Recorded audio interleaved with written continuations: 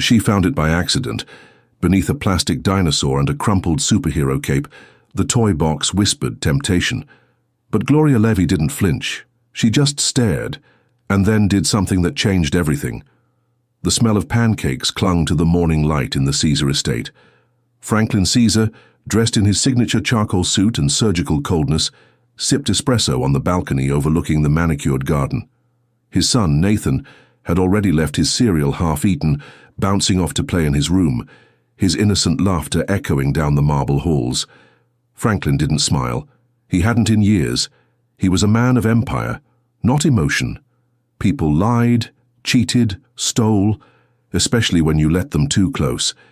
He'd learned that the hard way, through lovers, through friends, through blood relatives, which is why he devised a test. Downstairs, Gloria Levy folded Nathan's laundry with quiet precision. The boy's tiny socks, his superhero bedsheets, his crayon drawings stuck to her apron with static. She hummed while she worked, an old tune her grandmother used to sing on sticky Louisiana nights. She never slacked, never snooped, never even sat unless invited. But Franklin had been watching. 3 months. 3 months of her kindness with Nathan, of her long hours, of her discipline. She seemed too good. Everyone has a breaking point, he muttered to himself that morning. Even her. So that evening, while Nathan was at school and Gloria was dusting the study, Franklin entered his son's room. He opened the red plastic toy box with its scratched-up Spider-Man stickers. Inside, he layered crisp $100 bills, stacks of them under Nathan's toys, covered them with Legos and tiny dinosaurs. He wasn't just testing her honesty, he was testing human nature. The next morning, Gloria walked into Nathan's room with a basket of folded clothes and a gentle, "Morning, baby." But Nathan wasn't there, just the toys, the silence, and that little red box that sat crooked, half open. She bent to straighten it, tucking the dinosaur back in, when her hand brushed something else. Bills. Hundreds. Neatly bundled. She froze. Her breath caught in her chest as the room seemed to still. A single bird called out in the garden beyond the window. She stared at the cash for a long, still second, and then she closed the lid, locked it shut, and whispered, "Not mine." She finished folding the clothes, kissed Nathan's picture frame on the dresser, and walked out. What she didn't know, what neither of them knew, was that this moment was about to rewrite their lives. Franklin watched the footage 3 times. His office smelled of Cuban leather and cold distrust, the security monitor glowing like a confession booth. He had asked the head of house staff to set up a discreet camera in Nathan's room, just one, just enough to see if she'd take the bait. And now, there it was. He leaned forward, eyes narrowed. Gloria bent over the toy box. Her hand touched something. She paused. Long pause. His heart ticked like a metronome. This was the moment, but she didn't take it. She didn't pocket a bill. Didn't even lift one out to count. Instead, she whispered something. He couldn't hear it, and gently shut the lid, as if it offended her to see money out of place. Franklin sank back into his chair, brows furrowed. Why didn't she take it? People always take it. Gloria had no idea she was being watched, that there was a test, that the very walls in that house had been enlisted to judge her. She just knew she couldn't stop thinking about Nathan, his giggle when she made him peanut butter pancakes, how he called her Glow when he was too sleepy to say her name properly. She thought about how that little boy trusted her more than anyone else in the house, and that's why later that afternoon she knocked gently on Franklin's office door. He didn't expect her. Certainly not like this. She hesitated. "I think Nathan might have gotten into something by mistake." Franklin looked up, careful not to reveal anything. "Oh?" he asked evenly. She clasped her hands. "I opened his toy box while I was putting his laundry away, and—" She stopped herself, frowning. "There's money in there, a lot. I didn't touch it, but I thought you should know." Franklin stared at her, not blinking, not speaking. She shifted, uncomfortable. Maybe it's not my place to say." He finally spoke. "No, it's good that you did." But inside, his world tilted a little. For the first time in years, he didn't feel in control. She hadn't just passed the test, She'd confessed the very thing she could have hidden. That level of honesty? It wasn't just rare, it was disarming. And it terrified him. You're feeling this, aren't you? The tension, the truth. We put our soul into stories like this. So if you're watching, if you've made it this far, don't just sit there. Hit that subscribe button, you know you should. Franklin didn't mention the money again. The next day, he passed Gloria in the hallway and simply nodded. No thank you.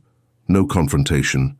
No acknowledgement that she'd handed back a fortune without blinking. Gloria noticed. She didn't expect applause, but something inside her had hoped for.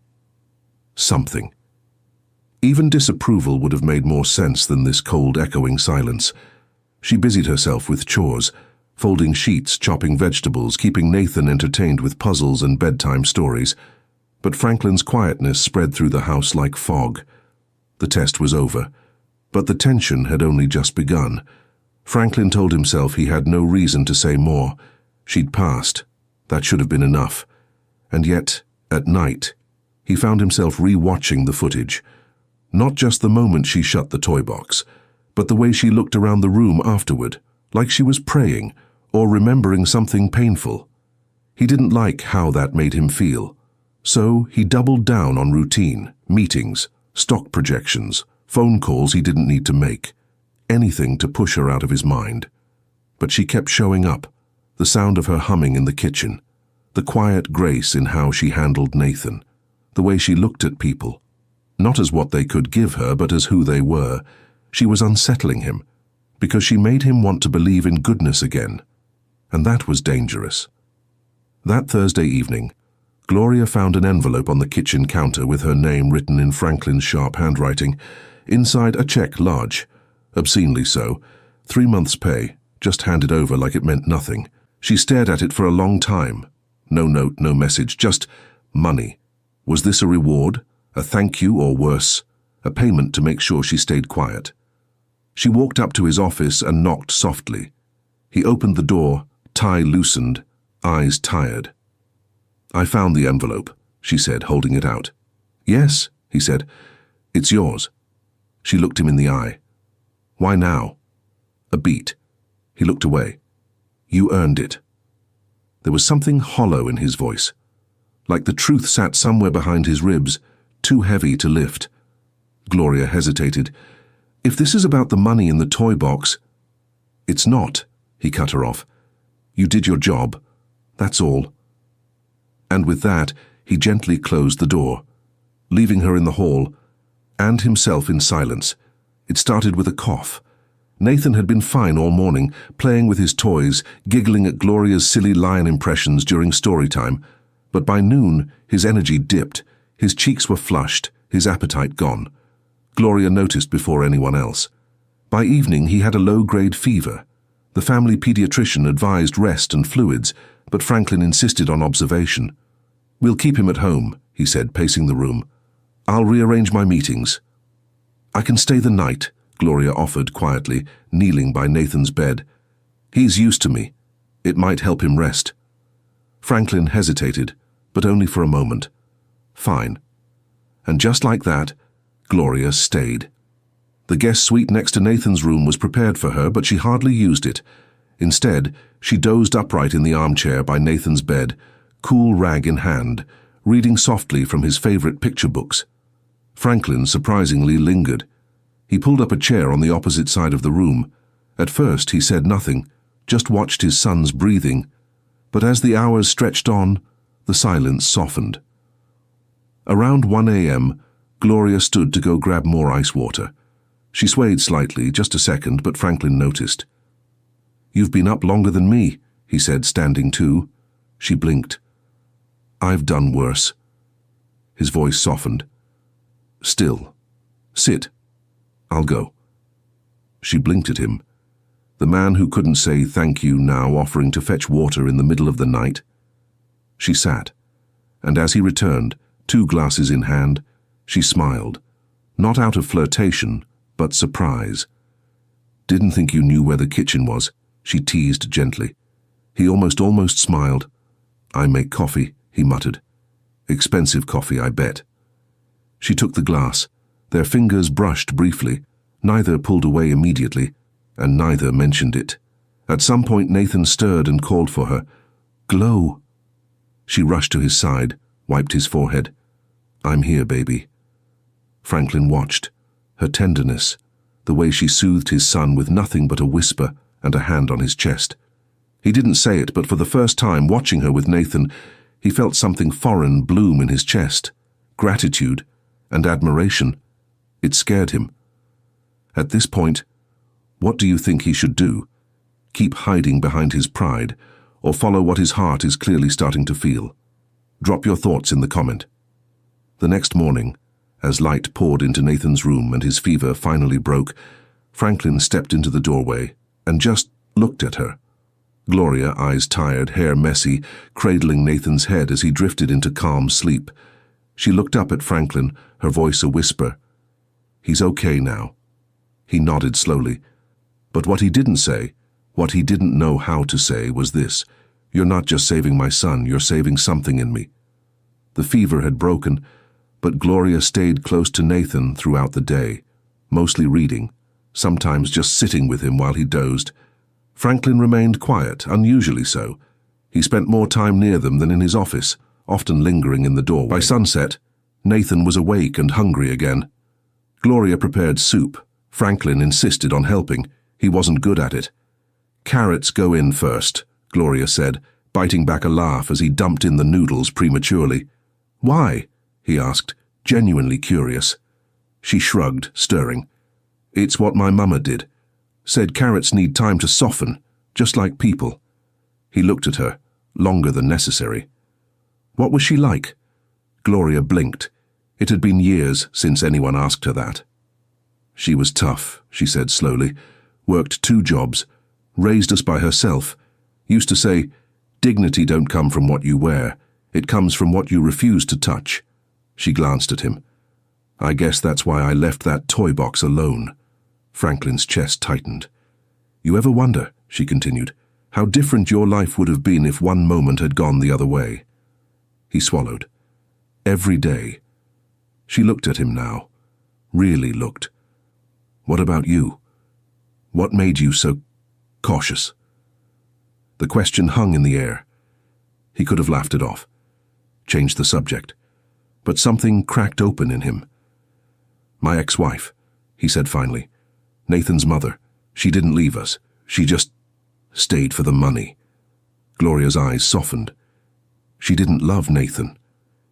She tolerated him, used him to negotiate. A pause. "When we divorced, she tried to sue for custody, not because she wanted him, but because she thought it would increase her settlement, said she'd drop the fight for an extra $1 million. Gloria's hand went still over the pot.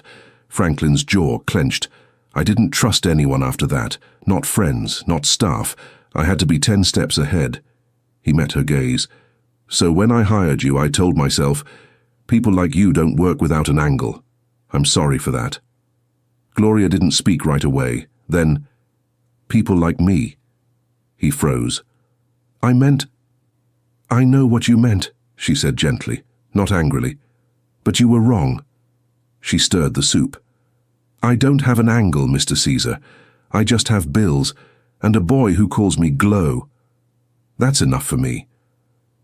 If this scene hit you in the gut, even a little, then don't just watch, subscribe. We tell real, raw stories here.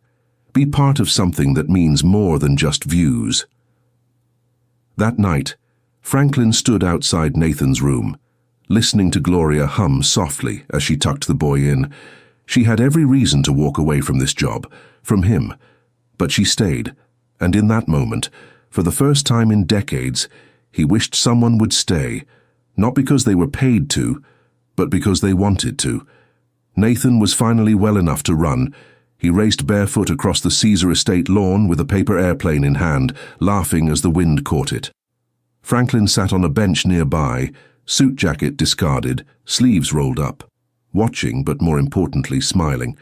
Gloria stood beside him, arms crossed loosely, a rare lightness in her face. "I don't think I've ever seen you smile," she said. He looked at her. "I forgot I knew how." She raised an eyebrow. "So it was just buried under all that suspicion and Armani?" He chuckled, actually chuckled, and shook his head. Maybe. There was a pause, not awkward, but full. I was wrong about you, Gloria. She didn't respond at first, just looked at Nathan. Thank you, she said finally. That means more than you know. He studied her face for a moment, the quiet strength, the calm way she carried herself, even when everything in life pushed against her. Why don't you ever ask for more? He asked suddenly. She turned to him. What do you mean? I see the way you work, the hours, the care. You're not like the others. You could have demanded more, you never did. She thought for a second. Because if I did, you'd think that was the angle. He blinked. That's the trap, isn't it? She continued. People expect less from people like me, and when we don't ask, we're invisible. And when we do, we're a threat. Franklin's throat tightened. I don't want you to be invisible. Something in the air shifted. They sat in silence for a while, watching Nathan throw the airplane again and again. Then Gloria said softly, You ever wish you could start over with someone, not romantically, just as a person? Just say, Hi, I'm Franklin. I'm trying to be better than I was yesterday. He looked down at his hands. Yeah, she smiled. Then maybe start with, Hi, I'm Franklin, and I was wrong about you. He turned to her and said, Hi, I'm Franklin, and I was wrong about you. She laughed, genuinely, deeply, and for the first time it didn't feel like they were boss and maid. It felt like two souls who had been strangers to each other, and even to themselves, finally beginning to see. The storm didn't come from the sky. It came from a voice, a sharp, brittle one that Franklin hadn't heard in nearly 2 years. Vanessa, his ex-wife. She appeared at the estate unannounced, stilettos clicking across marble like gunshots. Her smile was polished, her tone sharp. I've come to see my son, she declared at the front door. Nathan froze behind Gloria, shrinking. Franklin stepped into the foyer, eyes already hardened. You said you never wanted to see him again. Vanessa's smile faltered, then sharpened. Let's not play hero, Franklin. I want to visit. One day, that's all. No, Franklin said without hesitation. Gloria watched quietly, instinctively pulling Nathan behind her. Vanessa's eyes fell on Gloria. Her voice dripped. Oh, the maid? You've got the help babysitting now? Gloria held her tongue, but Nathan whimpered, clinging to her leg. She's not just the help, Franklin snapped. Vanessa arched a brow. Oh, she's got a new job title then. Silence. Gloria looked at Franklin. Something unspoken passed between them, and Vanessa saw it. She smirked. Oh, of course. This is your new plaything. Gloria stiffened. Franklin's fists clenched, but he said nothing. Not yet. And that silence was a choice. Gloria gently moved Nathan into the other room, then returned. Calm, but with fire behind her eyes. You should go, she told Vanessa firmly. Vanessa laughed. And who are you to? I'm the one who's been here. I'm the one who trusts. Vanessa stepped closer. Franklin, tell your maid to back off. But Franklin said nothing, and that silence again was louder than any defense. Gloria turned slowly toward him. Say something. He opened his mouth, closed it, too late. The moment cracked wide open. I see, Gloria whispered. You only defend me when it's convenient, when she's not watching. She shook her head, the pain too close to the surface now. You know what hurts, Franklin. Not what she said, but that you didn't stop her. He stepped forward. Gloria. She stepped back. I cleaned your house. I cooked your son's meals. I held him through a fever. And I stood by you when you were learning how to be human again. Her voice broke. But the minute someone from your world walked in, you shrank. You left me hanging, like I was exactly what she said I was. She turned away. Nathan peeked around the corner, confused, sensing something had shattered. Franklin's voice came too late. Gloria, wait. She didn't. She grabbed her things, kissed Nathan on the forehead, and whispered, I love you, baby. Then she walked out the door. And for the first time in a long time, Franklin Caesar felt what it meant to be truly alone. The house was too quiet without her. Franklin sat at the edge of Nathan's bed, the soft hum of the monitor casting pale light over the boy's face. Nathan was asleep, but his small fingers still clutched the stuffed lion Gloria had given him. That lion hadn't left his side since she walked out. Neither had Franklin's guilt. He replayed the moment in the foyer again and again. Vanessa's venom, Gloria's courage, and his silence. He had been tested, not by money, not by deception, but by loyalty, and he'd failed. He buried his face in his hands. Across town, Gloria sat on the edge of her twin mattress in a tiny apartment that smelled like lavender and old hope. She held a folded piece of paper, Nathan's drawing, a stick figure version of her, labeled Glow, with a sun shining behind her head. In a crayon scrawl, I love you forever. She pressed the paper to her chest. She had worked so hard to stay invisible, to stay safe, to never expect too much. But Franklin had made her believe she could matter, that she could be seen. And in the moment when it counted, he chose silence. Her phone buzzed. One message. From him. I was a coward. You were right. I'm sorry. She stared at it. Nothing else, just that. Franklin didn't sleep that night. He didn't eat, didn't pace. Just sat in the garden where she once stood with Nathan, showing him how to catch butterflies. At sunrise, he returned to the toy box, the same one he'd used to test her character. He opened it. The money was still there, untouched, but now it felt meaningless. He gathered the stacks into a bag, drove 2 hours to a local community center, made the donation anonymously, in Gloria's name. Then he drove to her apartment. Gloria heard the knock and froze. She didn't open it at first. She just stood there, heart racing. And then, slowly, she turned the knob. Franklin stood in the hallway. No suit, no coldness. Just a man holding a grocery bag in one hand and a lion plushie in the other. I brought dinner, he said quietly. She looked at the bag, then back at him. Silence. Then, why are you here, Franklin? He swallowed. Because I'm done choosing silence. A beat. I was wrong, again. And not just about the toy box, or Vanessa. I was wrong about thinking trust had to be tested, that love had to be earned. You've given both freely, and I didn't know how to accept that. He held out the lion. Nathan misses you, but not as much as I do. Gloria stepped aside and let him in. No dramatic music, no kiss, just a quiet inhale of something that felt real. Franklin placed the grocery bag on the kitchen counter. I made soup, he said. Carrots first, like your mama taught you. She almost smiled, but it broke halfway into a tear instead. He took a step closer. I'm not asking you to forget what I did, or how I failed you. She looked at him, really looked. But I'm asking if you'll let me try again, as a man, not a boss. She crossed her arms, tighter but not defensive. Why now? He exhaled. Because when you left, I realized I wasn't afraid of losing your work. I was afraid of losing you.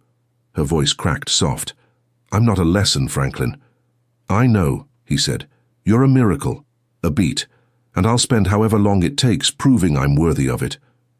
2 weeks later, Gloria was back at the estate, not as a maid, but as Nathan's official caregiver. That was her request. She wanted to be there for the boy, not under anyone's command. Franklin agreed, without negotiation. Nathan ran into her arms the moment she returned. You came back, he whispered. She hugged him tightly. I never really left. That evening they sat under the stars in the garden. Franklin brought out the toy box, cleaned out, empty. I wanted to show you something, he said. He opened the lid, and inside was a folded sheet of paper. Nathan's drawing, the one she had kept. He had framed it. I found this in your old laundry basket, he said. I thought it should come home. She smiled, tears clinging to her lashes. And then, under the twilight, Franklin reached out, not to kiss her, not to hold her. but to sit beside her, as equals, as people choosing each other, not because they had to, but because against all odds they wanted to. Do you believe true love can survive even after being tested this hard? If you've ever had to choose between pride and connection, tell us in the comment. We read everyone.